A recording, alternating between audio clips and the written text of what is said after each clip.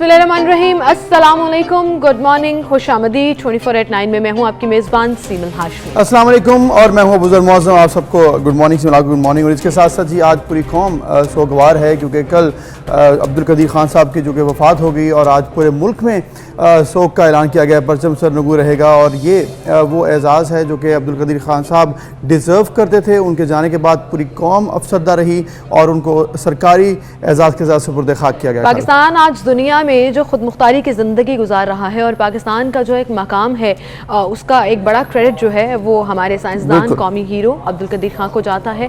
और कल मौसम इस कदर ख़राब था लेकिन उसके बावजूद लाखों लोगों ने उनके नमाज़ा जनाजा में शिरकत के लिए जो है वो पहुंचे भी और मुसलसल आते भी रहे। तेज़ बारिश के बावजूद वहाँ पर उन्हें गार्ड ऑफ ऑनर भी दिया गया और फिर उनकी तदफीन मुकम्मल कर दी गई। आज प्रोग्राम में हम ख़ुसूसी तौर पर इस पर बात करेंगे, सेगमेंट करेंगे, उनकी ज़िंदगी पर रोशनी। बिल्कुल। और इसके साथ साथ आपने जिक्र किया कि कल जब उनको जैसे खाकी को उनको लेकर जाया गया कब्रिस्तान की तरफ तो रास्ते में लोग खड़े होकर फूल उनके ऊपर निछावर कर रहे थे एम्बुलेंस के ऊपर और हर आंख अशबार थी। ये देखने के लिए तमाम बहुत बड़ी दुनिया में हमने देखा बहुत बड़ी तादाद में लोग मौजूद थे और दुनिया भर से पैगामात भी आ रहे थे। इसकी वजह यही है कि आपने कहा कि पाकिस्तान को खुद मुख्तार बनाने में इनका बहुत हाथ है। तो डेफिनेटली अगर आज हम खड़े हैं मजबूत, इसकी बड़ी वजह यही है कि पाकिस्तान एटॉमिक ताकत है और पूरी दुनिया में अपना सर जो है बुलंद करके खड़ा होता है। उसकी वजह अब्दुल कदीर खान साहब। बिल्कुल, उनकी सरपरस्ती में ये प्रोग्राम शुरू हुआ और फिर इन्हीं की सरपरस्ती में वो अहम धमाके किए गए जिसके बाद पाकिस्तान ने अपना एक अलग मकाम जो है वो और मजबूती से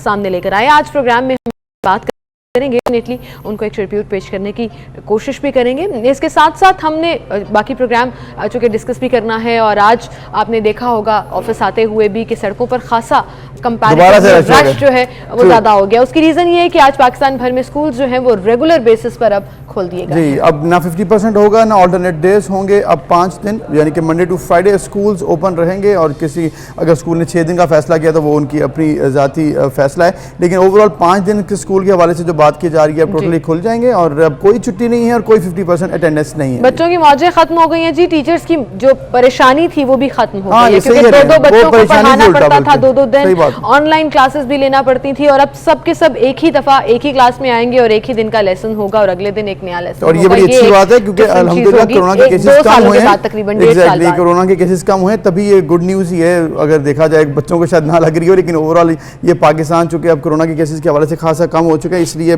रूटीन में आ चुके हैं। अब उम्मीद करते हैं इसी तरह से केसेस कम रहेंगे और ये रूटीन लाइफ आगे बढ़ती है। बच्चों को रूटीन में आने में थोड़ा सा टाइम लगेगा। कल इस्लामाबाद में बड़ी इंटरेस्टिंग खबर आई जी। इस्लामाबाद में जो ओले पड़े हैं जिस तरह से हेल स्टॉर्म, एक तो बारिश का हम जिक्र कर ही रहे थे लेकिन उसके बाद सोशल मीडिया पर पिक्चर्स भी वायरल होना शुरू हो गई और अच्छे खासे ठीक ठाक गाड़ियों के शीशे टूट गए, अच्छी खासी जो गाड़ियां बाहर खड़ी थी ओलों का और फिर गाड़ियों के शीशे भी टूट गए। आज भी बारिश के इम्कानात हैं जी। महकमा मौसमियात ने प्रेडिक्शन कर दिया इस्लामाबाद में आज भी गरज चमक के साथ बारिश होनी है। इसके साथ साथ और भी बड़ी पॉलिटिकल स्टोरीज हैं जो हम आपके साथ डिस्कस करेंगे जिसमें हमने आज़ाद कश्मीर के जो इलेक्शन हुए 2 हल्कों में उसके ऊपर भी जिक्र करना है और कुछ पॉलिटिकल सिनेरियोज हैं वो भी डिस्कस करने हैं क्योंकि बलूचिस्तान की जो इंपॉर्टेंस है पॉलिटिक्स में वो बड़ी बढ़ती जा रही है। इधर से रेजिग्नेशंस आ रहे हैं, इधर से प्रेशर जो है वो बिल्टअप किया जा रहा है कि अदम एतमाद की तहरीक को आगे लेकर जाएं। तो आज प्रोग्राम में इस प्रेशर का फायदा उठाने जा रही है पीडीएम भी और आज एक अहम इजलास होने जा रहा है। शहबाज शरीफ साहब भी, मौलाना फजल रहमान और दीगर कायदीन भी इसमें शामिल होंगे और ये एक्सपेक्ट किया जा रहा है कि शहबाज शरीफ साहब ने जो 2 दिन पहले ये बात की थी कि हम इंतखाबात हम चाहते हैं दोबारा से शफाफ इंतखाबात, क्या वो पीडीएम के प्लेटफॉर्म से आज ये बात करते हैं बाज़ाब्ता तौर पर क्योंकि उस दिन तो साथियों से बात की थी। अगर आज ये प्लेटफॉर्म पर बात करते हैं पीडीएम के तो इसका मतलब है कि पीडीएम एक डायरेक्शन की तरफ आगे बढ़ी। इस पर भी आज हम तफसीलन बात करेंगे। इसी के साथ हम चलते हैं आज के प्रोग्राम की तरफ और देखते हैं हमारी टॉप स्टोरीज क्या हैं। डॉक्टर अब्दुल कदीर खान का पाकिस्तान को नाकाबिल तस्खीर बनाने तक का सफर। बलूचिस्तान में जाम कमाल के हामी और मुखालिफ गिरोह अपने अपने मौकिफ पर डट गए। 11 अक्टूबर कम उम्र लड़कियों का आलमी दिन। डेंगू केसेस में इजाफा, अस्पतालों में जगह कम पड़ गई। बच्चों के पेट में कीड़ों से जान कैसे छुड़वाएं। हमारी टॉप स्टोरीज और बाकायदा आगाज आज हम अपने टॉपिक अब्दुल कदीर खान और उनकी ज़िंदगी के ऊपर करेंगे कि किस तरह से उन्होंने अपनी ज़िंदगी भर का काम सिर्फ पाकिस्तान के नाम वक्फ किया और दुनिया भर में पाकिस्तान का एक अलग मकाम बनाया। 31 मार्च 1976 में बाकायदा इस एटॉमिक प्रोग्राम का आगाज़ हुआ था अबू ज़र, और उसके बाद से ये जो एक सिलसिला है कोशिशों का वो चलता रहा। और 98 में जाकर जब हमने एटमी धमाके किए तो उनकी जो पूरी मेहनत थी कई दहाइयों पर मुहित, उसका समर मिल गया। बिल्कुल, उसका समर मिल चुका था। इस पर हम बात करेंगे कि कैसे वो जुल्फ़िकार अली भुट्टो साहब की गुजारिश पर पाकिस्तान आए हॉलैंड से, और उसके बाद उन्होंने इस पर काम किया। हमारे साथ मौजूद हैं नासिर बेग चुगताई साहब, सीनियर एनालिस्ट हैं, सहाफ़ी हैं, तजज़ियाकार हैं, बहुत कुछ सीखती हैं उनसे। आज भी हम उनसे इसी हवाले से बात भी करना चाहेंगे। चुगताई साहब, बहुत शुक्रिया, आपने वक्त दिया। आज खुसूसन हम प्रोग्राम का आगाज़ कर रहे हैं अब्दुल कदीर खान साहब के साथ, क्योंकि जिस तरह से वो पाकिस्तान के मोहसिन रहे हैं और अब रहती दुनिया तक वो रहेंगे, क्या कहेंगे उनकी जो खिदमात थी पाकिस्तान के लिए उस दिन से जब से वो हॉलैंड से पाकिस्तान आए? डॉक्टर अल्लामा इकबाल ने का एक शेर है, तो वह नशा पिला के गिराना तो सबको आता है, मजा तो जब है कि जब गिरतों को थाम ले साके। उसी का एक शेर है कि जो बादा कश थे पुराने वो उठे जाते हैं, कहीं से आबे बकाए दवा अमला साकी। क्या कहना? तो ये तो चले ये सब आपका पास वो जनरेशन जिसने पाकिस्तान को एक बहुत ताकतवर बनते देखना चाहा था, वो चली गई। और उसके साथ ही बहुत सी अक़दार चले गई, बहुत से वैल्यूज़ चले गए। डॉक्टर साहब से मेरी मुलाकात रही, अच्छी खासी मुलाकात रही। मैं पहला बार उनको मैंने इंटरव्यू किया ग़ालिबन 1998 में, और बड़ी शफ़क़त से मिले। मैं बैरून मुल्क से आता था उस ज़माने में, मैं बाहर काम करता था, और उसी में उन्होंने मुझे बड़ी खबर दी थी कि पाकिस्तान ने एटम बम का डिलीवरी सिस्टम तैयार कर लिया। मतलब ये और नाम नहीं बताया था, वो और ही मिसाइल था जो बता रहे थे मुझे, वो तैयार कर लिया है। और वो बिल्कुल मैं क्या बताऊँ आपको, बहुत सी यादें, बहुत सी बातें भुट्टो साहब की भी हैं, बहुत सी डॉक्टर साहब की भी हैं, बहुत सी और लोग डॉक्टर शफाक वगैरह की भी हैं, कि ये प्रोजेक्ट 706 था जो भुट्टो साहब ने कंसीव किया था फॉल ऑफ ढाका के बाद। बिल्कुल। और ये तय हुआ था कि ये तय पाया कि रिवायती ताकत भारत का मुकाबला नहीं कर सकती। ट्रू। उसके लिए जरूरी है एटमी ढाल बनाया जाए। और ये एक मुल्तान में शादी की तकरीब हुई, उसकी आड़ में वहाँ मीटिंग हुई थी। तो कहते हैं मुल्तान की शादी की तकरीब पाकिस्तान के एटमी प्रोग्राम का बायस बन गई। तो डॉक्टर साहब को मन्नत करके समाजत करके लाया गया। डॉक्टर साहब ने बहुत सी यकीन दहानी हासिल की, और ख़ुद कहते हैं डॉक्टर साहब ने बताया मुझे कि भुट्टो साहब ने सारे इख्तियार मुझको दे दिए, वो इख्तियार भी जो प्राइम मिनिस्टर के थे वो भी मुझको दे दिए, और फुल अथॉरिटी मतलब सारे। और उसके बाद आपको ना तो पता है, सबको दुनिया को पता है काउंटा में क्या हुआ, काउंटा के गारों में क्या हुआ, पता है दुनिया को। अब तो खैर काउंटा में शायद कुछ भी नहीं होगा, कहीं और होगा। तो वहाँ पर रिसर्च लेबोरेटरी बनाई गई जनाब। इन्वेस्टमेंट ऑफ यूरेनियम आसान काम नहीं है। ईरान का असर देखिए, क्या असर हुआ है ईरान का, ईरान के साथ क्या हुआ है। लेकिन भुट्टो साहब ने, जुल्फ़िकार अली भुट्टो ने और डॉक्टर साहब ने, पाकिस्तान की फौज ने, इंटेलिजेंस ने, ये एक ऐसा कंबाइंड बुके बन गया था।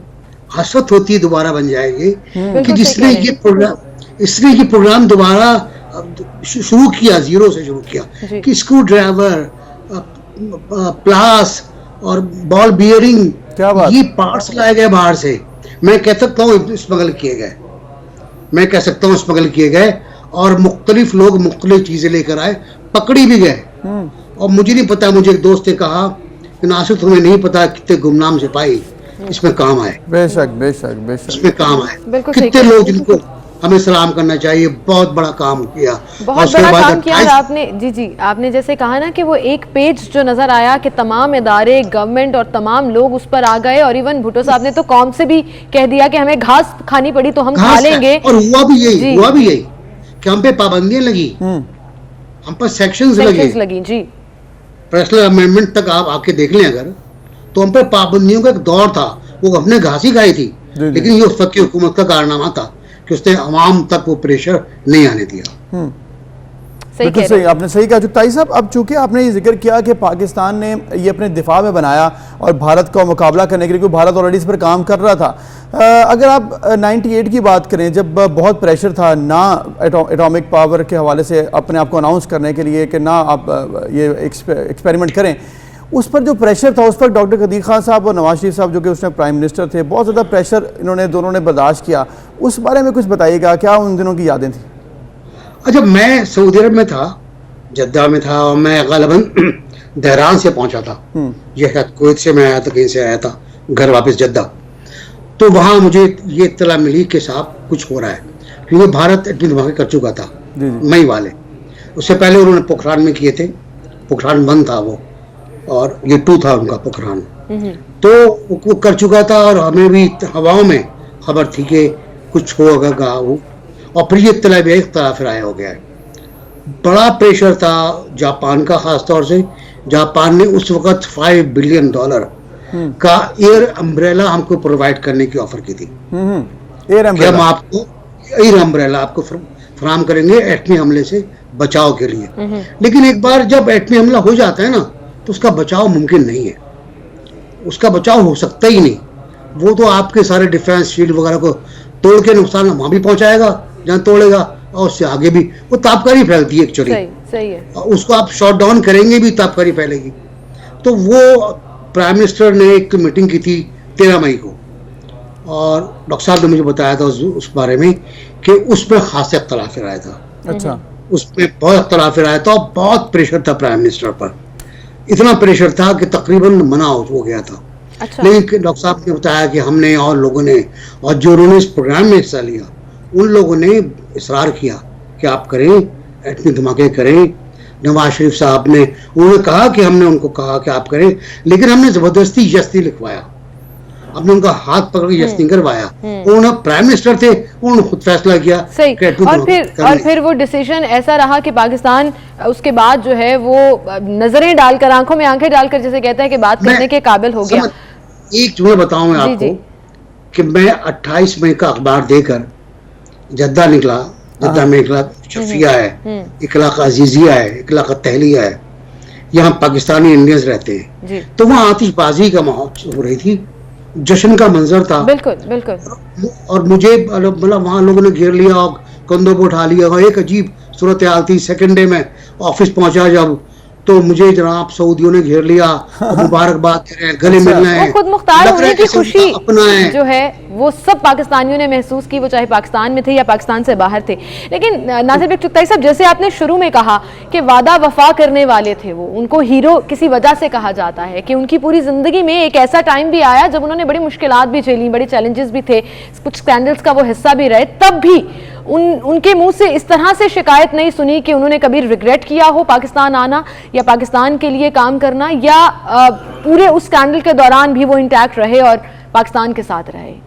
देखिए, उनके सामने एक इंडियन मॉडल था, डॉक्टर अब्दुल कलाम। वो भी एटमी साइंसदान थे, वो भी उसी तरह के स्टेचर था उनका।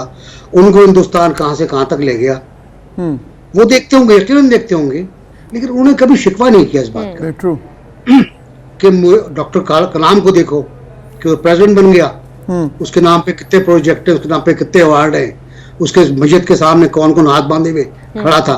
कभी तो खैर उनका इंतकाल हो गया, शिकवा नहीं किया। साहब, बड़े लोग जो है ना, वो ये कहते रहे कि मैंने पाकिस्तान को जो कुछ दिया वो मुझ पर कर्ज था, लेकिन मेरे साथ सलूक अच्छा नहीं। बिल्कुल चुगताई साहब, बड़े लोग जो है ना वो एक्सपेक्ट नहीं करते, वो सिर्फ देते रहते हैं, और वो एक्सपेक्टेशन जो है वो तो खैर नहीं करते, और उन्होंने ऐसा ही किया जैसे कि जिस तरह उनका बड़ा स्टेचर था। एक और चीज़ जाते जाते इस हवाले से, चूँकि हम बात कर रहे हैं डॉक्टर कदीर खान साहब के, चूँकि बीमार थे तो उन्होंने पर्सनल ख़त लिखा वज़ीर आला सिंध मुराद अली शाह को, और उनका शुक्रिया भी अदा किया। बड़ा अच्छा जेस्चर था, और मुराद अली शाह साहब की तरफ से भी, सिंध गवर्नमेंट की तरफ से भी, कि उनका पूरा ख्याल रखा गया। देखिए, ये एक तारीखी डॉक्यूमेंट है, डॉक्टर कदीर के हाथ का लिखा हुआ। मैंने पोस्ट भी किया अपने ट्विटर पे। फेसबुक तो मेरा बंद है आजकल कश्मीर की वजह से और अफगानिस्तान की वजह से। ट्वीट भी किया, उसमें 2-3 पैराग्राफ बहुत ऐसे हैं जो दिल दुखाने वाले हैं। और उसमें एक पैराग्राफ ये है कि आपका बहुत शुक्रिया कि आपने मुझे याद रखा और मुझे भूखे भेजा। मेरे शहर और मेरे सूबे ने मुझे फरामोश नहीं किया, लेकिन पंजाब, KPK और बलूचिस्तान और फेडरल गवर्नमेंट शायद जी। मेरे मरने के इंतजार पे है। ये उसमें उन्होंने लिखा जी। है और वो शिकवे से भरा हुआ खत है और वो ज़ाहिर तारीख का एक हिस्सा है, छप भी चुका है, अब उसको छुपाने से कोई फायदा जी। नहीं। ये हुआ है और इसका मतलब ये कि दिल में बहुत से शिकवे ले गए वो। उन्होंने पहले भी शिकवे किए 98 में, मुझसे ज़्यादा इस पर बहुत ज़ोर बात नहीं हुई थी, लेकिन 2013 में और 12 में उनसे मुलाकात जब मेरी हुई तो वो शिकवे मतलब उन्होंने कभी जाहिर नहीं किया। शिकवे के हवाले से अगर बात करें ना, तो उनका एक इंटरव्यू मैंने देखा, तो जब उनसे सुहेल वड़ाई साहब ने पूछा ना, तो उन्होंने कहा शिकवे तो हुक्मरानों से होते रहते हैं, लेकिन मुझे आवाम से बहुत खुशी है। पाकिस्तान की आवाम ने उनको बहुत प्यार किया, इज्जत की, हीरो बना के रखा आखिरी दिन तक। वो कह रहे थे कि मैं इस पर बहुत खुश हूँ और वो मुतमईन थे।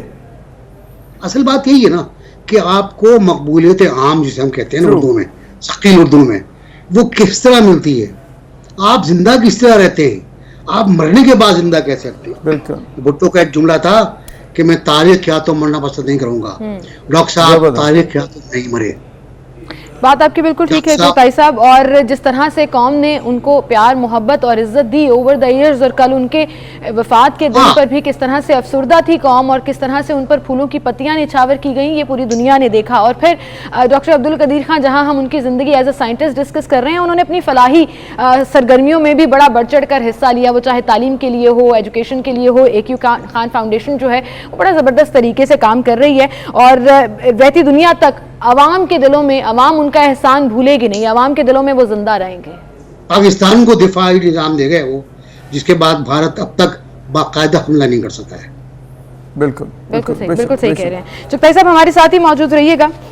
हमने डॉक्टर AQ खान की ज़िंदगी के ऊपर तो नज़र डाली और उन्होंने बहुत से तमगे भी जीते अपनी ज़िंदगी में, बहुत से मेडल्स और एजाज़ात भी जीते, लेकिन जैसे अबूज़र आप कह रहे थे कि सबसे बड़ा एजाज़ यही है कि हमारे लिए वो हीरो हैं और हीरो रहेंगे। बिल्कुल। अभी एक ब्रेक लेते हैं जी, फिर मिलते हैं।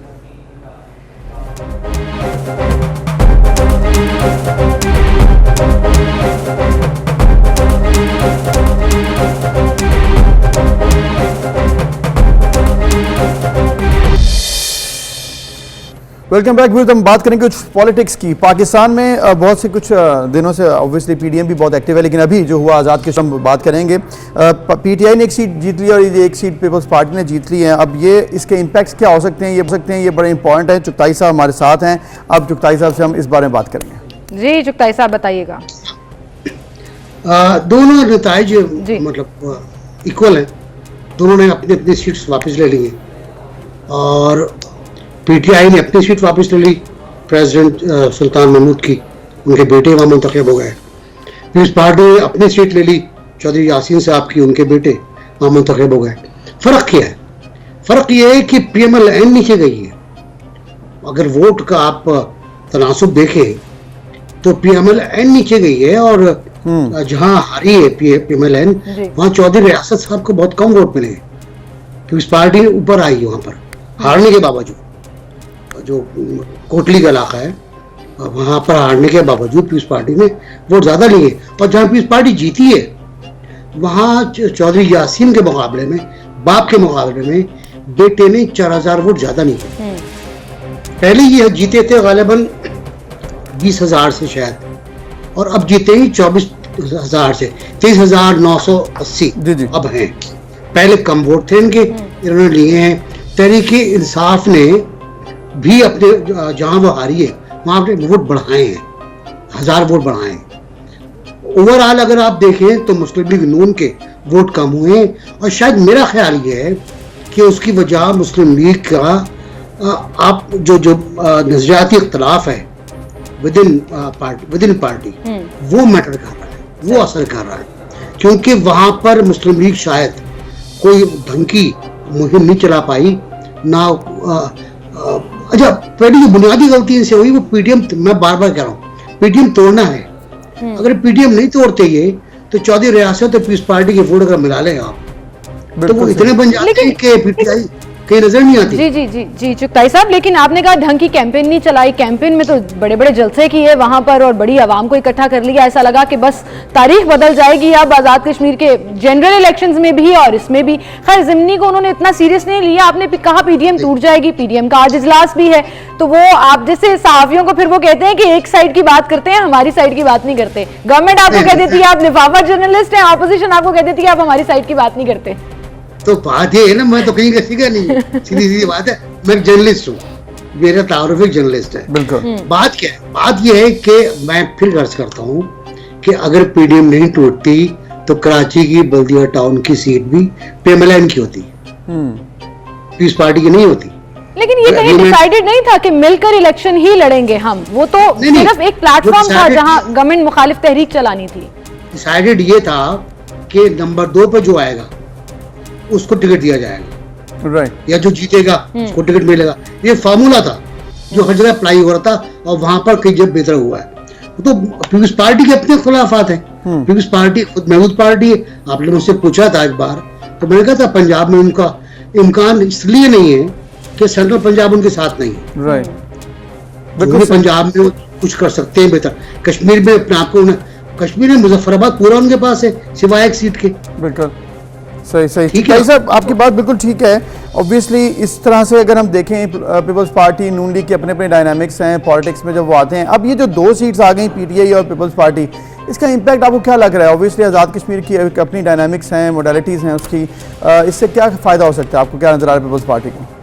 नहीं, मेरा ख्याल है असेंबली में तो कोई फर्क नहीं पड़ता। असेंबली में तादाद वही रहेगी जो आम इंतखाबात की थी, क्योंकि सीटें तो वही है ना, बिल्कुल, जो हासिल की थी वो वापस ले लेंगे। एग्जैक्टली, बाई इलेक्शन हुए, बाई इलेक्शन का नतीजा वही आया जो आम इंतखाबात का आया था। लेकिन ये कि मोटिवेशन लेवल जो है कारकुनों का वो बड़ा है, उसमें इजाफा हुआ है।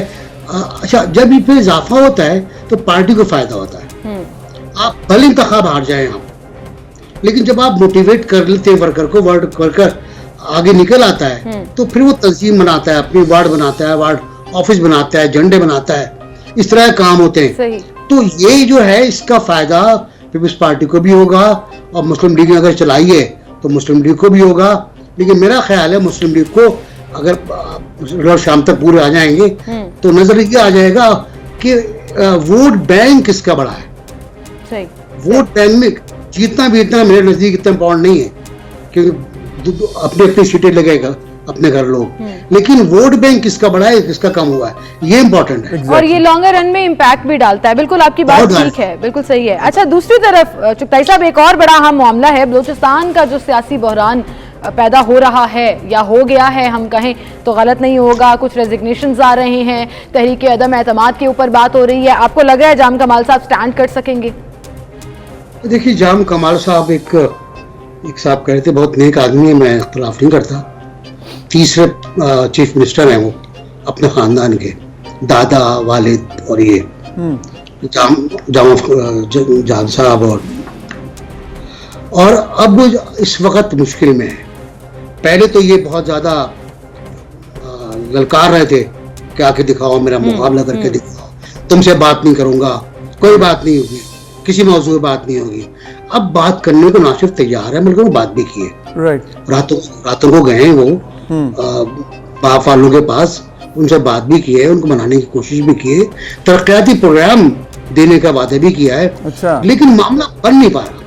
सही। मामला बन नहीं आ रहा। इसका एक और आपको इंटरेस्टिंग पॉइंट ये है कि लगता यूं है कहीं से कोई बादमा खुलने का इशारा नहीं कर रहा। अच्छा। बादमा खुलना 2-3 दिन में मामला तय हो जाता। मतलब किस किस्म का इशारा, मतलब क्या एक्सपेक्ट कर रहे हैं? देखिए, गवर्नर साहब ने तहरीक अदम वापस कर दी, दोबारा पेश कर रहे थे आप पेश नहीं कर रहे। जाम साहब खुद एतमाद का वोट ले लेते, वो वोट नहीं ले रहे। तो मामला जिस जगह खड़ा है वहीं है। वज़ीर ने इस्तीफे दे दिए। लेकिन ये मसला ये है कि इस्तीफे देना बहुत बड़ा फैसला है, और इस्तीफे जो हैं मतलब अगर आपकी पार्टी से दिए जा रहे हैं या आपकी मतलब इत्तेहादी गवर्नमेंट इस्तीफे आ रहे हैं, बहुत इम्पैक्ट पड़ता है उसका। बिल्कुल सही बात है। मैं कहता हूँ शहबाज शरीफ के बारे में कि शहबाज शरीफ से मुशावरत क्यों जरूरी है। शहबाज शरीफ से मुशावरत इसलिए जरूरी है कि वो मुंतखब रुकन कौमी असम्बली और प्राइम मिनिस्टर इन वेटिंग है, ठीक है। जाम साहब इस वक्त मुंतखब वजीर आला है, जब तक आप उनको डिसीट नहीं करते या उन पर तहरीक मेहमान लेकर नहीं आते वो वजीर आला रहेंगे। तो आपको एक्टिव होना पड़ेगा, जो टेक्निकल रीजन है तहरीक एतमाद के वापस होने की, उन्हें खत्म करके दोबारा पेश करना होगा। अच्छा, अब इसके जिम्मेदार कौन समझते हैं आप चुगताई साहब? बात आपकी बिल्कुल ठीक है कि आपको सिर्फ बातें करने में या सियासी बयान देने में आगे नहीं होना पड़ेगा, या तो तहरीक अदम एतमाद दोबारा लानी पड़ेगी या वज़ीर आला खुद एतमाद का वोट ले लें और गवर्नर साहब जो है वो इजलास बुला ले। तो जिम्मेदारी किसकी जाती है, गवर्नमेंट साइड की जो इजलास नहीं बुला रही या दूसरी तरफ ऑपोजिशन की? देखिए, मेरा ख्याल ये है कि कोई फार्मूला बन जाएगा। अच्छा, मैं आज भी देखिए, बलूचिस्तान का खास डायनेमिक है।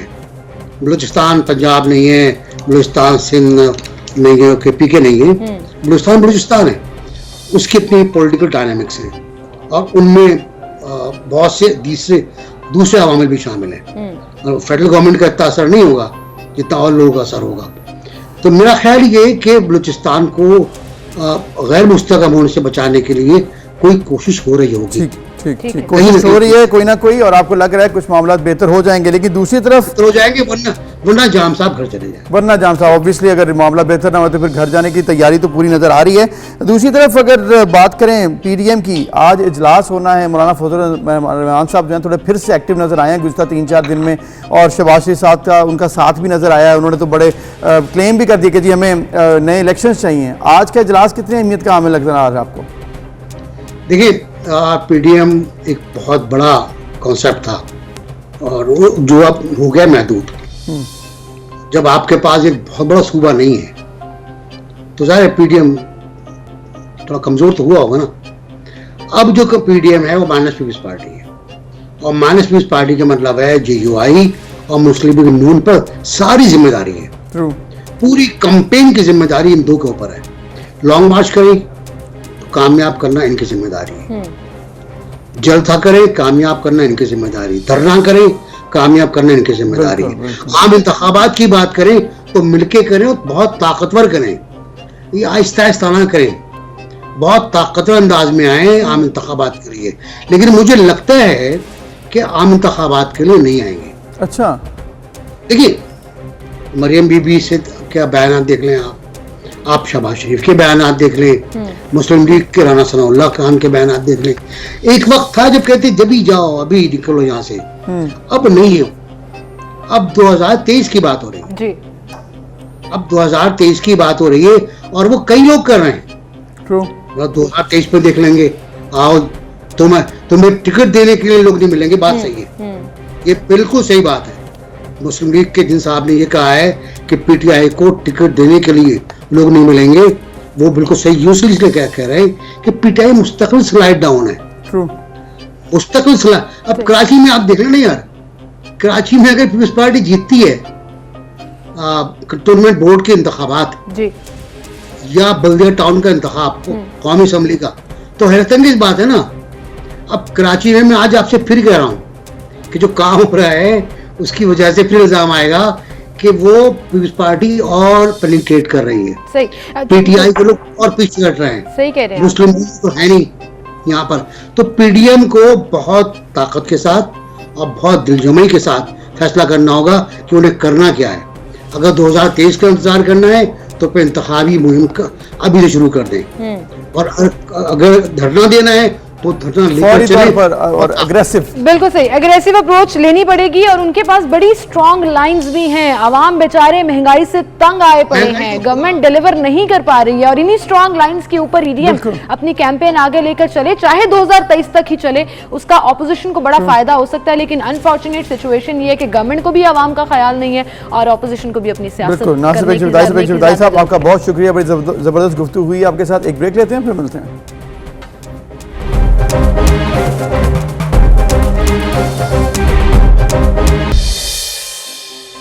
Welcome back. एक बार फिर से आपको खुशामदीद कहेंगे। फुटबॉल लवर्स काफ़ी खुश हैं और खुश इसलिए ज़बरदस्त पूरी लीग कंपटीशन रहा और उसका जो फाइनल है यूएफा नेशंस लीग का वो फ्रांस ने जीत लिया है। 2-1 से बरतरी हासिल रही और टॉप ट्रेंड भी आज सुबह हम देख रहे थे कि दो चल रहे थे, एक फ्रांस के प्लेयर बेंजेमा और दूसरा फ्रांस को जो है वो ट्रिब्यूट पेश की जा रही थी और स्पेन भी टॉप ट्रेंड पर था और कुछ लोग दुख का इजहार जी ऑब्वियसली अब फ्रांस चूंकि ये कप जीत चुका है और यूएफा नेशंस लीग का फाइनल कल जब हुआ तो बड़ा ज़बरदस्त मैच हुआ जी। और फ्रांस के बेंजेमा जो हैं उन्होंने एक ज़बरदस्त गोल किया जिसकी तारीफ जो है पूरी दुनिया से वो समेट रहे हैं। 66वें मिनट में उन्होंने ये गोल किया और दूसरा गोल एम्बापे ने किया था 80th मिनट में और फिर स्पेन की तरफ से सिर्फ एक ही गोल हो चुका। लेकिन चूंकि मैच तो जीत गए लेकिन बेंजेमा जो है वो अब एक हीरो के तौर पर सामने आ रहे हैं और ये कहा जा रहा है कि फ्रांस के बेहतरीन प्लेयर हैं वो, और जिस तरह से वो ओवरऑल जीत समेट रहे हैं फ्रांस के लिए। और फ्रेंच प्लेयर्स इसलिए ज़्यादा खुश हैं क्योंकि जितनी उन्होंने जीत अभी तक हमें नाम किया, डिफरेंट चैंपियनशिप्स जीती हैं और वो उसमें फ्रांस का प्लेयर अगर शामिल हो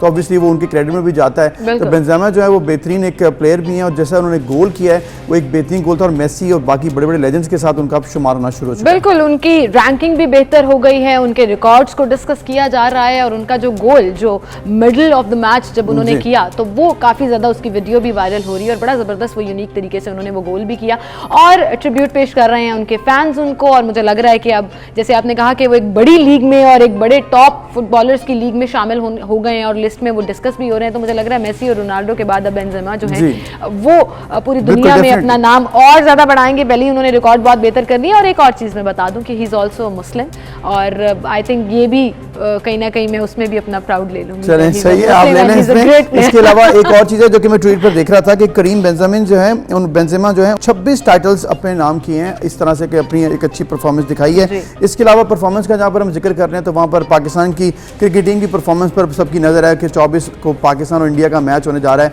T20 वर्ल्ड कप का पहला मैच ही वो इंडिया के साथ खेला जा रहा है। तो हम उम्मीद करते हैं कि जो कि अब टीम सेलेक्ट हो गई है उसके ऊपर अब आपको मैं तफुजा नहीं काफी देर से किसी भी चीज की बात हो रही है मैं जो बात करूं बड़ी इंपॉर्टेंट है। शोएब मलिक का जिक्र मैं इसलिए कर रहा था क्योंकि शोएब मलिक आप चाह रही थी, मैं चाह रही थी वो टीम में आए और मैं खुश हो गई कि उनको एक्चुअली मैं दुआएं भी कर रही थी कि ये नहीं दुआ करी थी कि शोएब मकसूद अनफिट हो जाए लेकिन मैं ये दुआ जरूर करी थी कि शोएब मलिक टीम में शामिल हो जाए। थोड़ी सी बात कर बहरहाल जी मुझे ये लगता है कि अब टीम जो है वो थोड़ी सी स्ट्रांग हो गई है और हमारा जो वर्ल्ड कप में पार्टिसिपेशन होगा उसमें पाकिस्तान का रोल जो है वो बड़ा इंपॉर्टेंट रहेगा। इसी के साथ हम आगे बढ़ेंगे जी और आगे बढ़ते हुए आपको एक इंटरेस्टिंग खबर बताएंगे। बड़े बच्चों को क्रिएटिव होने का शौक होता है और डिफरेंट तरह की अब टॉयज और बड़े एजुकेशनल टॉयज भी आ गए हैं और यूनिक भी आ गए हैं। उनमें लीगोस का बड़ा इंपॉर्टेंट रोल है और ये बड़ी एक टेक्निकल चीज़ है जिसमें बच्चे एक तो क्रिएटिव माइंड को बहुत इस्तेमाल करते हैं, दूसरा अपनी तमाम सलाहियतें भी निकालते हैं। तो ये जो स्क्रीन पर आप देख रहे हैं ये लीगो ने टाइटैनिक जहाज की सूरत में अपना सबसे बड़ा मॉडल पेश कर दिया। तो जी ये टाइटैनिक जहाज की सूरत में सबसे बड़ा मॉडल है और न्यूयॉर्क से ये खबर आई है जी कि दुनिया भर में प्लास्टिक के टुकड़ों को जोड़कर तख्लीकी अशिया जो बनाते हैं जिसमें मशहूर कंपनी लीगो जैसे आपने बताया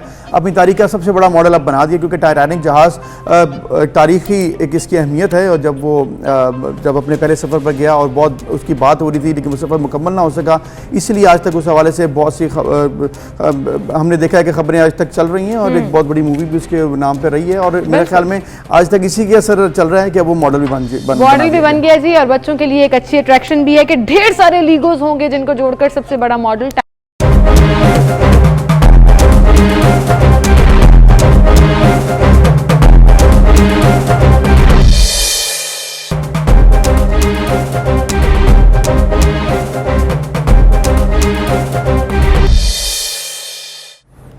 वेलकम बैक व्यूअर्स। आज के दिन की मुनासबत से हम एक जो कि दिन मनाया जा रहा है कि अब कम उम्र से आज पूरी दुनिया में पाकिस्तान समेत ये सेलिब्रेट किया जा रहा है। उसकी वजह यह है कि जो कम उम्र लड़कियां हैं उनके लिए इंसानी हुकूक की फराहमी के साथ साथ उन्हें दरपेश मसाइल को हल और ज़रूरतों को पूरा करना है और लड़कियों को बाइख्तियार बनाने के लिए हंगामी इकदाम भी ज़रूरी हैं। तो ये बहुत चीज़ ज़रूरी है जो कि हम देख रहे हैं कि पाकिस्तान में भी एक बहुत बड़ी तादाद है बच्चियों की जो कि यंग लड़कियाँ हैं और वो स्कूल नहीं जा पाती हैं, उन्हें राइट्स नहीं वो मिलते हैं और जिस तरह से हरासमेंट का सामना है तो इसकी अवेयरनेस आज के दिन बहुत जरूरी है। आई थिंक इंडिपेंडेंट होने के लिए और लड़कियों को खुद मुख्तार करने के लिए ट्रेनिंग जो है वो बचपन से ही शुरू हो जाती है और वो बेसिक ट्रेनिंग जो है वो या तो आपको स्कूल्स में मिलती है या घरों में मिलती है और कम उम्र लड़कियां ही हैं जो अपना फ्यूचर डिसाइड कर लेती हैं कि उन्होंने एजुकेशन हासिल करनी है, आगे जाना है, खुद मुख्तार होना है, इंडिपेंडेंट होना है और अपना करियर खुद सेट करना है। और दुनिया भर में इस अवेयरनेस कैंपेन के ऊपर काम हो रहा है जहाँ पर इनकरेज किया जाता है उन पेरेंट्स को, उन सोसाइटीज़ को जो कम उम्र बच्चियों को आगे लाने में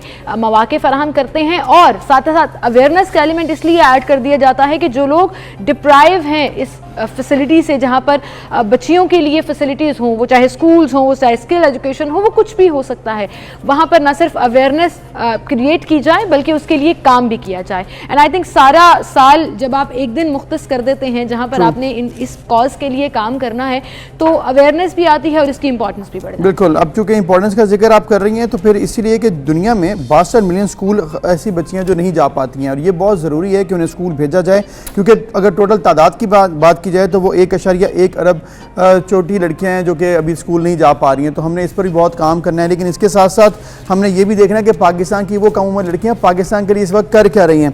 तो आज हम आपसे मुलाकात करवाएंगे कैसी होनहार काबिल बच्ची पाकिस्तान की मुबशरा अहमद, जो कि हमारे एक बहुत सीनियर रिपोर्टर रजा खरल साहब की हमारे बड़े अच्छे कॉलीग भी, और उनके साथ जितना सीखा, जितना सुना, उनके साथ काम किया, वो बड़ा एक फ़ख्र की बात थी। और आज मेरे लिए ये बड़े ऑनर की बात है, हमारे लिए बड़े ऑनर की बात है कि उनकी बेटी जो है वो हमारे साथ जी, वो आज हमारे साथ स्टूडियो में है। आज हम आपकी मुलाकात भी करवाते हैं, और इसकी वजह ये है कि जी क्वींस गोल्ड मेडल हासिल किया उन्होंने, ब्रॉन्ज मेडल हासिल किया उन्होंने कॉमनवेल्थ ऐसे कंपटीशन में, जो कि 2021 जुलाई में हुआ, और उनको ये बहुत बड़ा एजाज़ मिला, पाकिस्तान का नाम किया उन्होंने। और मेरे ख्याल में कॉमनवेल्थ में पार्टिसिपेट करना इट्सेल्फ एक बहुत एजाज़ की बात होती है कि आपका ऐसे वहाँ पर सिलेक्ट हो जाए, और फिर वहाँ पर अगर आपको ब्रॉन्ज जो है वो टाइटल मिल चुका है, तो दैट मीन्स कि माशाल्लाह आपने वाकई पाकिस्तान का नाम रोशन किया। बिल्कुल। मुबशरा, अस्सलाम वालेकुम, थैंक यू सो मच। और मुबारक हो आपको बहुत बहुत कि आपने ना सिर्फ अपने वालिद का बल्कि आपने पूरे पाकिस्तान का नाम भी रोशन किया है। और देखने में तो आप बड़ी छोटी सी, क्यूट सी, मासूम सी लग रही हो, लेकिन इतना बड़ा ऐसे आपने लिखा, कंपटीशन में पार्टिसिपेट भी किया, इस एक्सपीरियंस के बारे में बताओ थोड़ा सा। बहुत अच्छा था। पहले तो मुझे कुछ पता ही नहीं था कि ऐसे कैसे लिखते हैं, ना ही स्कूल वालों में कुछ ऐसा बताया जाता था। तो पापा फ्री थे तो पापा ने मुझे ऐसे लिखना सिखाया। तो ये मैंने वैसे पहली बार लिखा था और उसी में मुझे ब्रॉन्ज मिला, तो मुझे बहुत फर्स्ट टाइम पार्टिसिपेट किया आपने और ब्रॉन्ज जीत लिया। ज़बरदस्त, माशाल्लाह था। मुबशरा, चूँकि ये कॉमनवेल्थ के अंदर जब पार्टिसिपेशन होती है, मुझे याद है मैं भी जब स्कूल में था 7th क्लास में, तो मैंने भी इसमें पार्टिसिपेट किया, लेकिन ऑब्वियसली वो सिलेक्ट नहीं हुआ था मेरा तो ऐसे। लेकिन अब बात यह कि मुझे इसकी इंपॉर्टेंस का पता है कि कितनी बड़ी तादाद में दुनिया भर से ऑलमोस्ट 50 कंट्रीज से ऐसे आते हैं, कंपटीशन होता है, और आपका ये टाइटल लेना बहुत बड़ी बात है। तो आप बताएं थोड़ा अपना टॉपिक कौन सा था, कैसे तैयार किया, क्योंकि इंटरनेशनल स्टैंडर्ड का यहाँ पर होना चाहिए, तो कैसे आपने बनाया? सबसे पहले तो पापा ने मुझे ऐसे लिखना सिखाया था कि उसके स्ट्रक्चर क्या होता है। ठीक है। फिर जब मैं ऐसे लिखना स्टार्ट किया तो उसमें सबसे ज़्यादा इम्पोर्टेंट होता है कि उसका आपने लेसन क्या देना है। तो जो ऐसे का टॉपिक था वो था कि आप 2050 है और आपने म्यूजियम को ऐसे लिख के म्यूजियम को आर्टिकल लिख के देना है कोरोना वायरस पे, कि कोरोना वायरस क्या है। जैसे आप 50 में, हाँ। अच्छा, मतलब आगे जाकर फ्यूचर में आपने लिखा। जैसे अगर हम म्यूजियम में जाते हैं तो ऊपर चीज़ लिखी होती, चीज़ लगी होती है, नीचे उसके बारे में हिस्ट्री लिखी होती है। तो वैसे था, मैं पूरा दिन सोचा, मुझे कोई आइडिया नहीं आया।